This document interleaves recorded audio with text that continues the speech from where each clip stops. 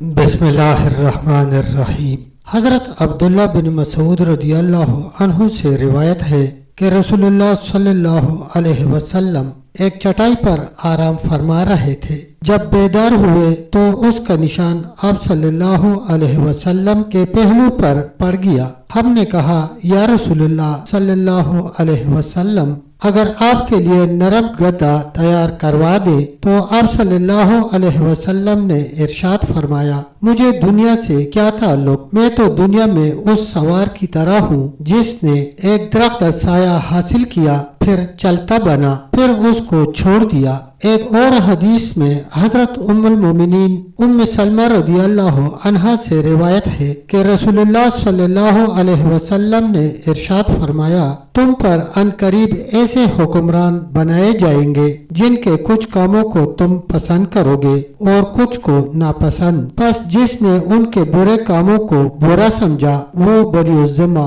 ہو گیا، جس نے انکار کیا وہ سلامت رہا، لیکن وہ جو ان پر راضی ہو گیا اور ان کی اتباع کی وہ ہلاک ہو گیا۔ صحابہ کرام رضوان اللہ علیہم نے عرض کیا، یا رسول اللہ صلی اللہ علیہ وسلم، کیا ہم ایسے حکمرانوں سے قتال نہ کریں؟ آپ صلی اللہ علیہ وسلم نے فرمایا، نہیں، جب تک وہ تمہارے اندر نماز کو قائم کریں۔ صحیح مسلم۔